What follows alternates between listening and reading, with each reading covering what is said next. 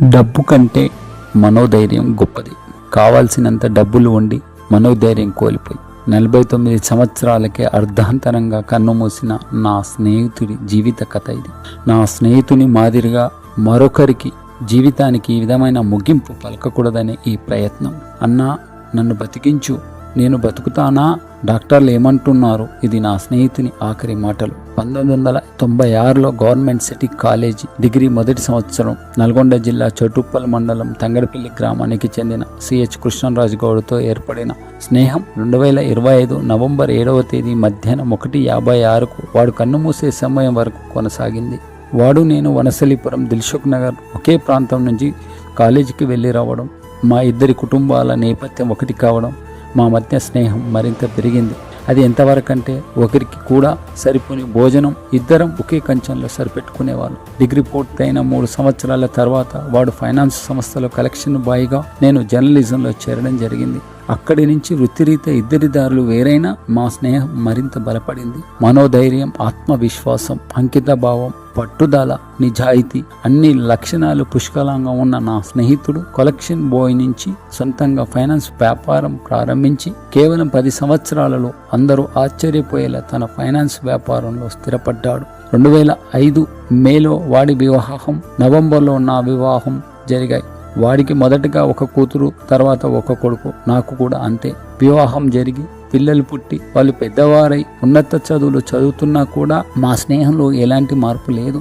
ఎవరి వృత్తిలో వారు పనిచేసుకుంటూ వారంలో 1-2 సార్లు, నెలలో కనీసం 2 ఆదివారాలు కానీ మా కలవని రోజు ఉండకపోయేది. రాజు అంటే రమేష్, రమేష్ అంటే రాజు అనేలా మా స్నేహాన్ని ప్రతి ఒక్కరు ప్రశంసించేవారు. మా మధ్యలో ఎలాంటి దాబరికాలు ఉండేవి కావు. మా జీవితాలు ఈ విధంగా సాఫీగా హ్యాపీగా సాగుతున్న సమయంలో నా స్నేహితుడు మనోధైర్యం కోల్పోయి నన్ను ఒంటరివాడిని చేసి వెళ్ళిపోయాడు. ఏ మనోధైర్యంతో తన వ్యాపారంలో విజయవంతమయ్యాడో ఆ మనోధైర్యాన్ని కోల్పోయి ఎలాంటి దాపరికాలు లేని మా స్నేహంలో తన ఆరోగ్య సమస్యను దాచిపెట్టి అర్ధాంతరంగా ఈ లోకాన్ని విడిచిపెట్టిపోయాడు.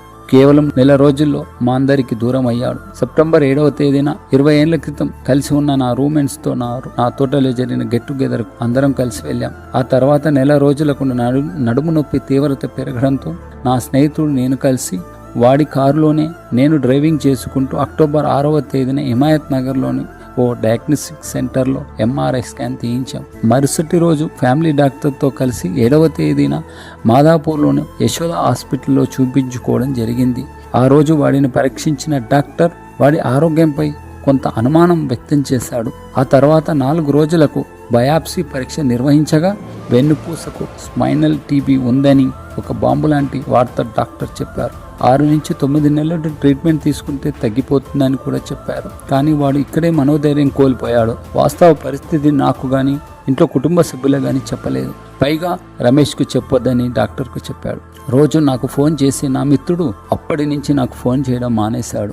ఏ చిన్న అవకాశం ఉన్నా నన్ను కలవడానికి ఇష్టపడే నా మిత్రుడు అప్పటి నుంచి నన్ను కలవలేదు. నెల రోజుల వ్యవధిలో ఒక్కసారి మాత్రమే కలిశాడు. నేను కలవడానికి వస్తానంటే కూడా ఏవో సాకులు చెప్పేవాడు. నేను కాల్ చేసిన ప్రతి సందర్భంలోనూ ముభావంగా మాట్లాడేవాడు. వెన్నుపూస నొప్పి కదా, తగ్గిపోతుంది, ఎందుకు టెన్షన్ పడుతున్నావు, రెస్ట్ తీసుకుంటే సరిపోతుంది కదా అని ధైర్యం చెప్పేవాడు. ఇంట్లో పడుకొని రెస్ట్ తీసుకోవడం నాతోని కాదు, దానికంటే చనిపోవడం బెటర్ అనేవాడు. తుది గడియలు చివరి రోజు నవంబర్ 6వ తేదీ ఉదయం 8 గంటలకు స్కూల్కు వెళ్తున్న తన కుమారునికి ఎప్పటిలాగే బాయ్ చెప్పాడు. తన చావును ముందే రాసుకున్న నా స్నేహితుడు ఇంట్లో నుంచి 9 గంటలకు బయటకు వెళ్ళేటప్పుడు తన ఒంటిపై ఉన్న బంగారు వస్తువులను, వాచ్, పర్సును ఇంట్లోనే వదిలి వెళ్ళిపోయాడు. ఆ తర్వాత గమనించి ఎందుకు ఇవన్నీ ఇంట్లో పెట్టావని తన భార్య ఫోన్ చేసింది. మర్చిపోయాను, మధ్యాహ్నం లంచ్కి వస్తాను కదా, అప్పుడు పెట్టుకుంటానని చెప్పాడు. ఎందుకు నువ్వు ఒక్కనివి వెళ్తున్నావు అని అడిగితే లేదు, ఫ్రెండ్ని తీసుకొని వెళ్తున్నానని చెప్పాడు. దారిలో స్నేహితుడు శ్రీశైలం తనతో పాటు చోటుప్పలు వస్తానంటే కూడా తీసుకెళ్లలేదు. 10:56కు నేను నా మిత్రునికి ఫోన్ చేశాను. చోటుప్పలకు వెళ్తున్నానని, దారిలో ఉన్నానని చెప్పాడు. దాదాపు 16 నిమిషాలు మాట్లాడాడు.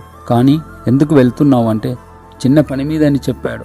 మా 30 ఏళ్ల స్నేహంలో మొదటిసారి వాడు ఎందుకు వెళ్తున్నానంటే చెప్పలేదు. వాడు చనిపోయిన తర్వాత తెలిసింది. ఈ లోకాన్ని విడిచి వెళ్ళడానికి ముందుగా ఆయన సిద్ధమయ్యాడని. వారం రోజుల నుంచి గడ్డి మందు తెమ్మని తన పొలాన్ని చూసుకునే వ్యక్తికి రోజు ఫోన్ చేశాడని తెలిసింది. 1 గంట ప్రాంతంలో 2 థమ్సప్లు కొనుక్కొని పొలం వద్దకు వెళ్లి అక్కడే పనిచేసే వ్యక్తితో కార్పొరేట్ అనే గడ్డి మందుని తెప్పించుకున్నాడు. అప్పటికి ఒక థమ్సప్ తాగేశాడు. కారులో కూర్చొని మిగిలిన ఒక థమ్సప్లో ఆ మందును కలుపుకొని తాగేశాడు. కొద్దిసేపు కారులోనే రెస్ట్ తీసుకున్నాడు. అంతకు ముందు తన అల్లారు ముద్దుల బిడ్డకు ఫోన్ చేసి తిన్నావా, ఏం చేస్తున్నావు అని 1 నిమిషం మాట్లాడారు. ఇక తినలేదు బిడ్డ, తింటానని చెప్పాడు. మందు తాగిన తర్వాత తన ఊర్లో చిన్నప్పుడు తాను గడిపిన ప్రాంతంలో కొద్దిసేపు నిలబడ్డాడు. ఆ తర్వాత స్వయంగా డ్రైవింగ్ చేసుకుంటూ 4-5 సార్లు కారు ఆపుకొని వామిటింగ్ చేసుకున్నాడు. ఏ రోజు అక్కడికి వెళ్ళినా ఇంటికి వెళ్ళి ఫ్రెష్ అయ్యి ఆఫీస్కి వచ్చే నా స్నేహితుడు ఆ రోజు నేరుగా ఆఫీస్కి వెళ్ళిపోయాడు. 6 గంటల సమయంలో కలెక్షన్ బాయ్ వచ్చి వాడి పరిస్థితిని చూసి ఎందుకన్నా అలా ఉన్నావు, తినలేదా, ఇంటికి పోలేదా అని అడిగితే లేదురా అని చెప్పాడే తప్ప మందు తాగిన విషయం చెప్పలేదు. బాయ్ వెళ్ళిపోయిన తర్వాత వాళ్ళ అన్నకు ఫోన్ చేసి నొప్పి ఎక్కువగా ఉంది, నన్ను హాస్పిటల్ తీసుకుపో అని చెప్పాడు. వాళ్ళ అన్న వచ్చాక తను మందు తాగిన విషయం చెప్పి, అన్నా నువ్వు చెప్తే వినలేదు, నేను తప్పు చేశాను, నన్ను ఎలాగైనా బ్రతికించాను ప్రాధేయపడ్డాడు. కామినేని హాస్పిటల్కు తీసుకువచ్చి నాకు ఫోన్ చేసిన 10 నిమిషాల్లోనే నేను అక్కడికి చేరుకున్నాను. దాదాపు 7 గంటలకు ప్రాంతంలో నేను ఆ సమయానికి ఎమర్జెన్సీ వార్డులో డాక్టర్లు చికిత్స ప్రారంభించారు. కొంచెం ఇబ్బంది పడుతున్న యాక్టివ్గానే ఉన్నాడు. ఎందుకురా ఇలా చేశాం అని బాధతో కూడిన కోపంతో అడిగినప్పుడు ఆసుపత్రిలో చావు బతుకుల మధ్య ఉన్న నా స్నేహితుడు చెప్పిన మాటలు, నడు నొప్పి తట్టుకోలేక అక్కడ గడ్డి మందు కనిపించో తాగేశానని చెప్పాడు. అప్పుడు కూడా నా స్నేహితుడు నాకు అసలు విషయం చెప్పలేదు. ఆ తర్వాత వచ్చి తన భార్య పిల్లల్ని లోపలికి తీసుకువెళ్ళాను. వాళ్ళతో కూడా ఏమి కాదు ధైర్యం చెప్పి పంపించారు. ఆ తర్వాత ఐసీకి తరలించారు. రాత్రి 11 గంటల ప్రాంతంలో చికిత్స పొందుతున్న ఐసీలో డాక్టర్లతో నేను మాట్లాడుతున్నాను. సరిగా 20 మీటర్ల దూరంలో బెడ్ పై నా స్నేహితుడు కనిపిస్తున్నాడు. ఈ మందు తాగిన ఎవరు కూడా 99% బతకడానికి అవకాశం ఉండదని డాక్టర్లు పిడుగు లాంటి వార్త చెప్పారు. ఒక్కసారిగా నా కాళ్ళు వణికాయి. డాక్టర్ల మాటలతో నేను నా స్నేహితుని వైపు చూశాను. ఆ సమయంలో ఏం చేయాలో అర్థం కాని శూన్య పరిస్థితి నా స్నేహితుని బతికించుకోవడానికి ఇంకా మంచి ట్రీట్మెంట్ కోసం ఎక్కడైనా వెళ్ళడానికి మేము సిద్ధమని డాక్టర్లకు చెప్పాను. కానీ అప్పుడు వారు రిపోర్ట్లు చూపించారు. అప్పటికే కిడ్నీ డ్యామేజ్ అయ్యింది, పల్స్ రేట్ పడిపోతుంది, అన్ని వివరాలు నా ముందు పెట్టారు. ఆ సమయంలో వాడి అన్న కూడా నా పక్కనే ఉన్నారు. అప్పుడు నా వైపు చూసిన నా స్నేహితుని వద్దకు నేను వెళ్ళాను. 30 ఏళ్ల స్నేహానికి ముగింపు పలుకుతుందని తెలిసి నేను ఏమీ కాదులే అని, నువ్వు ఆంజనేయ స్వామి భక్తునివి, ఆ స్వామి నిన్ను రక్షిస్తాడని చెప్పిన మాటలకు నేను బతుకుతానంటావా అంటూ నా వైపు దీనంగా చూశాడు. కానీ అప్పటికే జరగవలసిన నష్టం జరిగిపోయింది. మరుసటి రోజు నవంబర్ 7వ తేదీ శుక్రవారం ఉదయం 9 గంటలకు నాతో పాటు స్నేహితుడు శ్రీశైలం ఐసీకి వెళ్ళి వాడిని ఎన్నిసార్లు పిలిచినా కూడా పలకలేదు. మధ్యాహ్నం 1 గంట 56 నిమిషాలకు ఈ లోకం విడిచిపోయాడు. చివరికి తను వచ్చిన జబ్బును ఆప్తులకు చెప్పకపోవడం, మనోధైర్యం కోల్పోవడం తనని ఈ లోకానికి దూరం చేసింది. ఎవరైనా ఏ ఆపద వచ్చినా, ఏ కష్టం వచ్చినా మనం అనుకున్న వాళ్ళకి చెప్పుకోవాలి. ఇలాంటి పరిస్థితి ఇంకొకరికి రాకూడదనే ఈ ప్రయత్నం. నేను బతుకుతానారా? డాక్టర్లు ఏమంటున్నారు? ఇవి నా స్నేహితుని ఆఖరి మాటలు. ఇప్పటికీ అవే మాటలు నా చేతిలో మారుమోగుతున్నాయి. ఆ మాటలే కాదు, వాడి చిరునవ్వు, వాడి రూపం ఇంకా నా కళ్ళ ముందే కదలాడుతున్నాయి. వాడి జ్ఞాపకాలు నన్ను అనుక్షణం వెంటాడుతున్నాయి. ఎన్ని జన్మలకైనా వాడు నేను మిత్రులుగానే పుట్టాలని భగవంతుని ప్రార్థిస్తున్నాను.